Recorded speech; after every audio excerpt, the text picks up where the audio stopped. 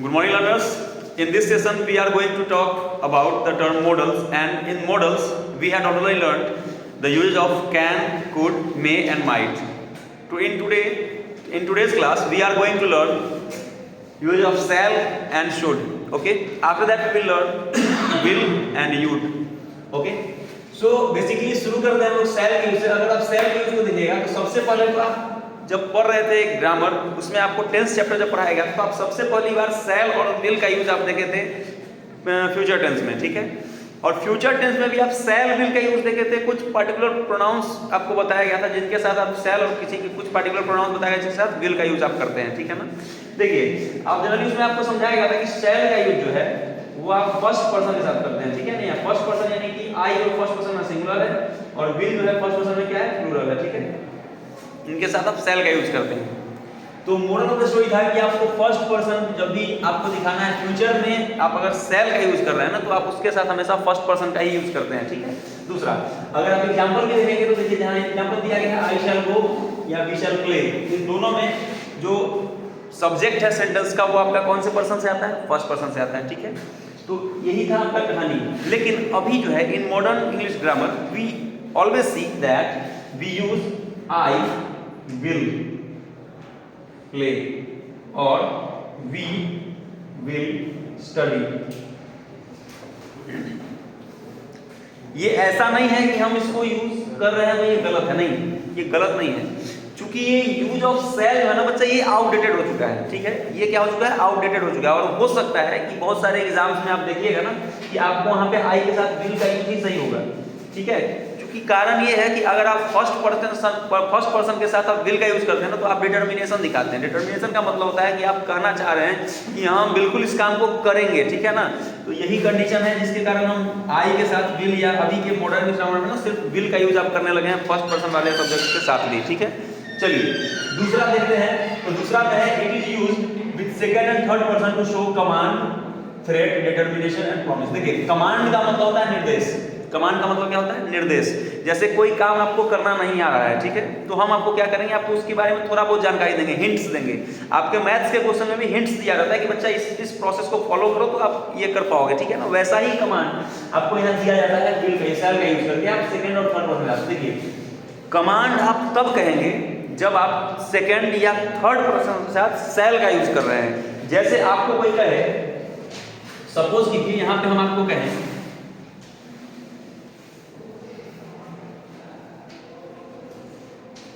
अगर हम आपको कहें you shall follow the steps, you shall follow these steps to solve this problem.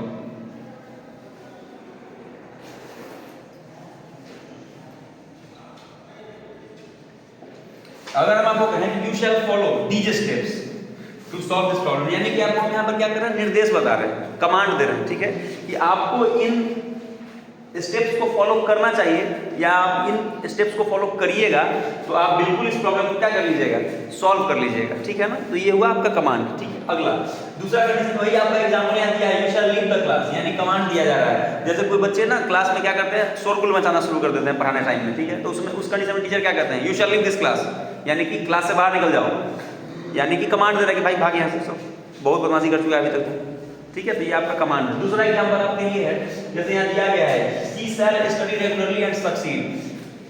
अगर कोई बच्चा कड़ी मेहनत करेगा, ये एक नियम है हमारे यहाँ ना, बहुत सारे रूल्स बनाए गए थे मोरली, हमको बहुत सारे रूल्स समझाए जाते हैं डेली, ठीक है ना. जिसमें एक रूल था कि अगर आप कड़ी मेहनत करते हैं तो सफलता अवश्य मिलेगी.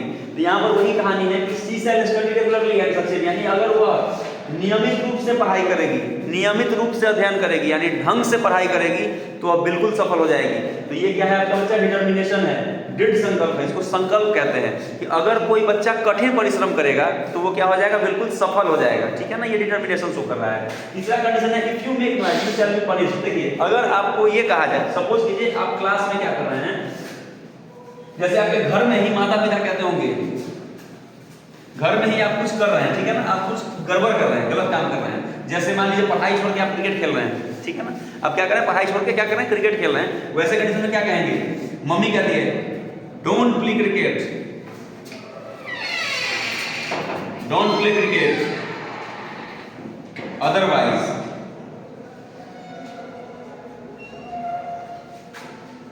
You shall be punished.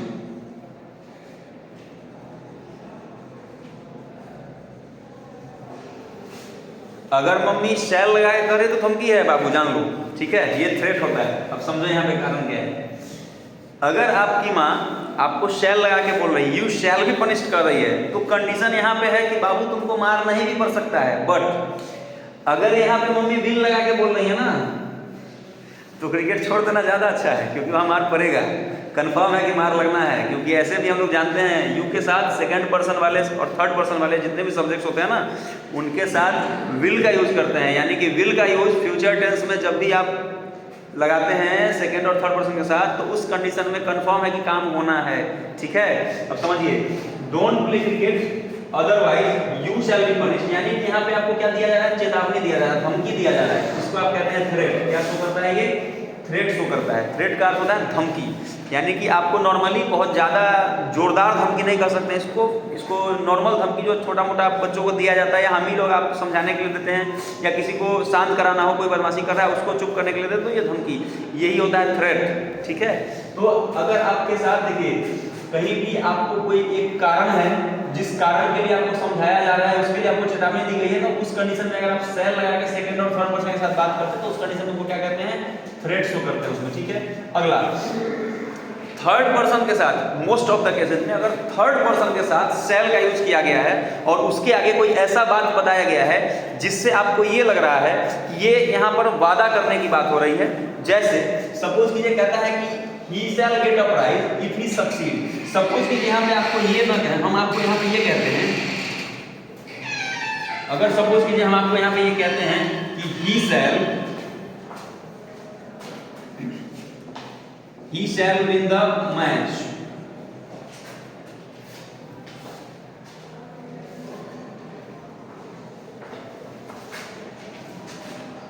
if he play well। देखिए ध्यान समझिए इसको, दोनों इसमें बहुत डिफरेंस है। क्या कहता है यहाँ पे, क्या है, he shall get a prize if he succeed। Condition क्या है समझते हैं इसको। इसमें क्या कर रहा है? प्रॉमिस कर रहा है, बट इसमें प्रॉमिस नहीं शो करेगा। देखिए क्या कर रहा है, he shall win the match, he shall win the match, यानी कि वह मैच जीत जाएगा, वह मैच जीत जाएगा, लेकिन कब जीतेगा? कंडीशन ये है कि अगर वह क्या करता है, क्रिकेट सही से खेलता है, वह मैच जीत जाएगा अगर वह सही से खेलता है। अगर आप कोई भी चीज ठीक ढंग से करेंगे, ठीक ढंग से करेंगे, तब तो आप सफलता पाएंगे ना। तो यहाँ कंडीशन क्या है? प्रॉमिस। प्रॉमिस के केस में क्या होता है, यहाँ तो ये सेंटेंस जो है ना, ये आपको समझाने के लिए कंडीशनल सेंटेंस दिया गया है। ये कौन सा सेंटेंस है? कंडीशनल। ये कंडीशन रखा आपके सामने, ठीक है।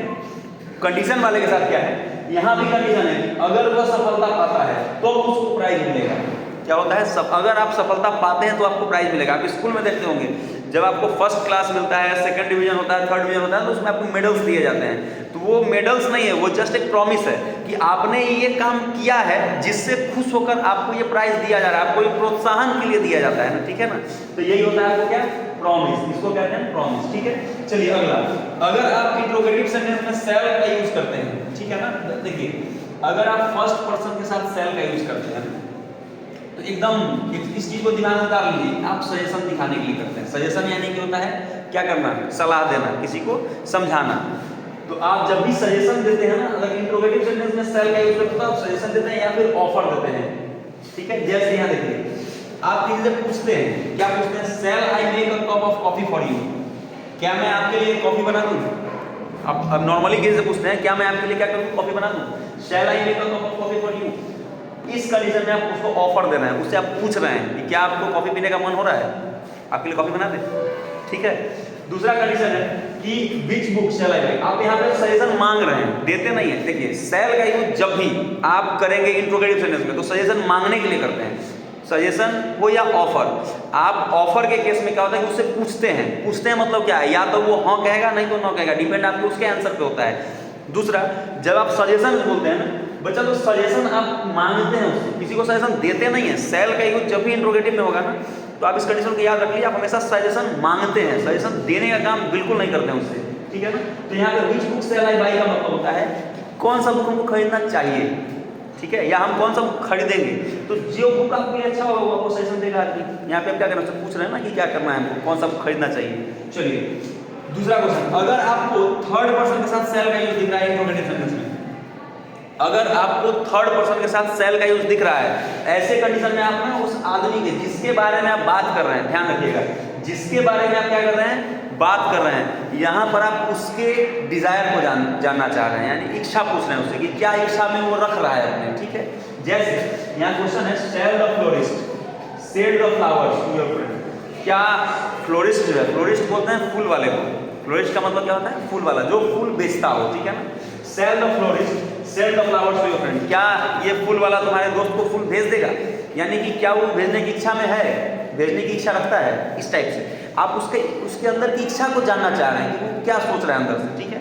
दूसरा, shall your brother sell you some money, क्या तुम्हारा भाई तुमको कुछ पैसे भेज देगा, यानी कि आप उसकी इच्छा जानना चाह रहे हैं। हो सकता है आप बाद में उसकी हेल्प कर दें, वो अलग बात है, लेकिन उस समय क्या कर रहे हैं, आप उसकी इच्छा जानने की कोशिश कर रहे हैं, ठीक है ना।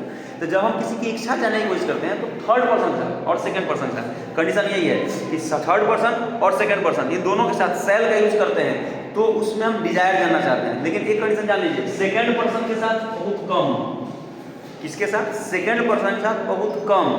ये कब होता है, ये सिर्फ बोलचाल की भाषा में, किस भाषा में, बोलचाल की भाषा में।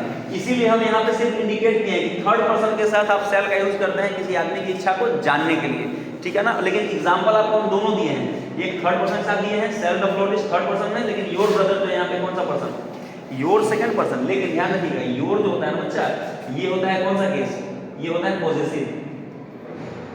बहुत बच्चे को ये भी डाउट होगा अभी कि सर यहाँ पे आप योर ब्रदर कर रहे हैं, तो योर ब्रदर तो ये तो पॉजेसिव केस में है, फिर ये प्रोनाउंस होगा नहीं, बिल्कुल नहीं होगा, ये थर्ड पर्सन ही है, ठीक है।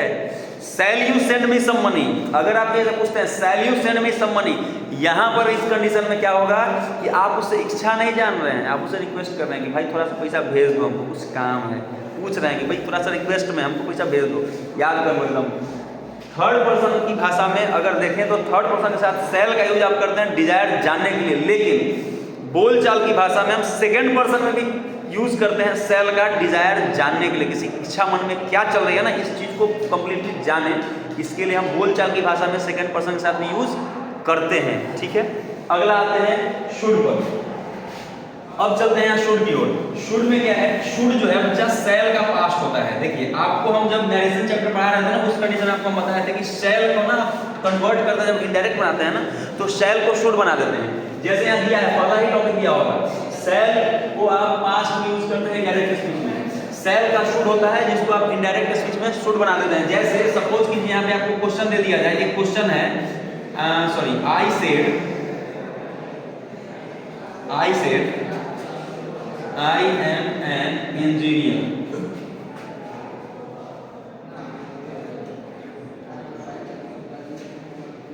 यहाँ पे क्वेश्चन है I said I am an engineer, ये डायरेक्ट स्पीच है, ठीक है। इसको जब कन्वर्ट करेंगे इनडायरेक्ट, तो आपको बताया गया था कि आप जो है ना I said इन्वर्टेड कॉमा के बदले दैट लगाते हैं, उसके बाद फर्स्ट पर्सन को सब्जेक्ट के साथ, तो सब्जेक्ट भी I है, यानी कि यहाँ पे I आएगा was an engineer, ठीक है। तो ऐसे ही जब आप ऐसे कंडीशंस में आएंगे, ये इसी को डायरेक्ट इनडायरेक्ट कहते हैं ना बच्चा, ठीक है। अगर एक चीज याद रखिए, जब अगर यहाँ पे सेल होता है, एम ना होके यहाँ पे क्या होता है, सेल होता है।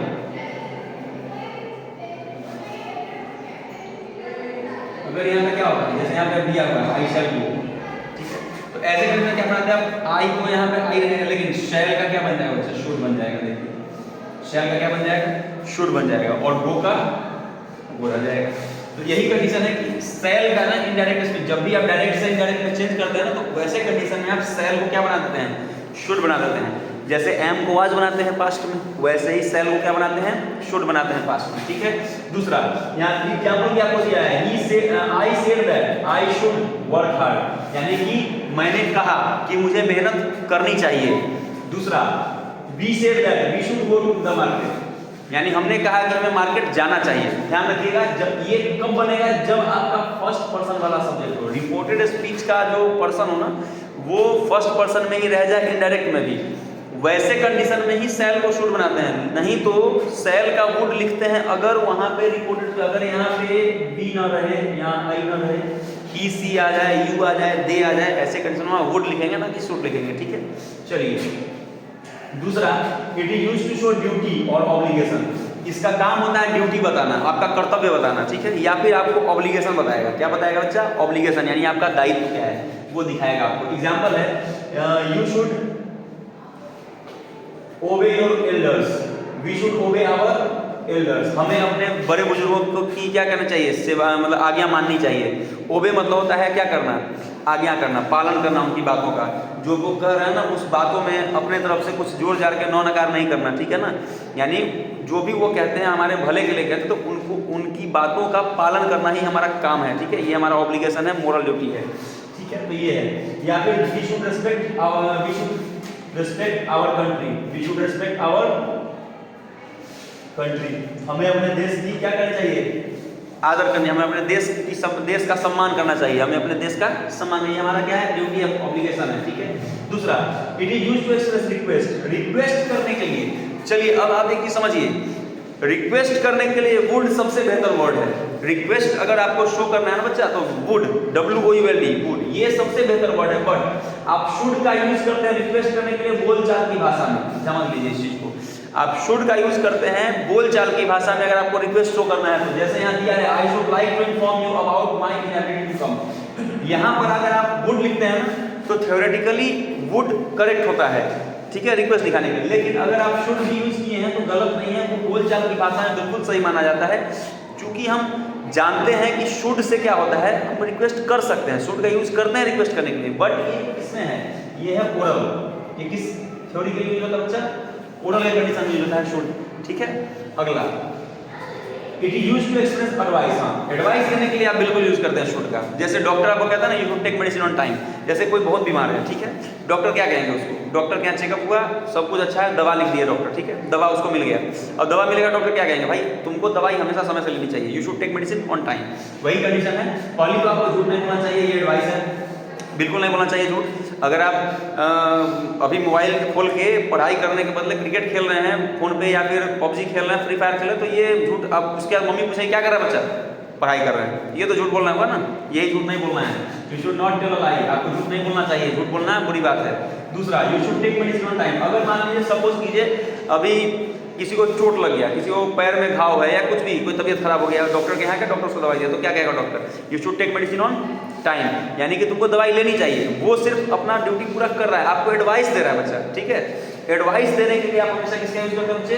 शुड का यूज करते हैं, ठीक है। दूसरा है, it also used to show moral obligation. Moral obligation होता है नैतिक कर्तव्य, जो आपको नीति कहती है, जो आपको आदमी होने के कारण आपका ये काम है कि आपको ये करना है, ठीक है ना। ऐसे कंडीशन में आप यूज करते हैं शुड का। जैसे you should help needy and poor, आपको क्या करना चाहिए? जितने भी गरीब लोग हैं या फिर जिनको जरूरतमंद लोग हैं, जो उनकी हेल्प करनी चाहिए, उनकी क्या करनी चाहिए? मदद करनी चाहिए, ठीक है। तो ये कंडीशन आपका है शुड का। दूसरा, they should help their friends, उनको अपने दोस्तों की मदद करनी चाहिए। किनकी मदद करनी चाहिए बच्चे? दोस्तों की मदद करनी चाहिए।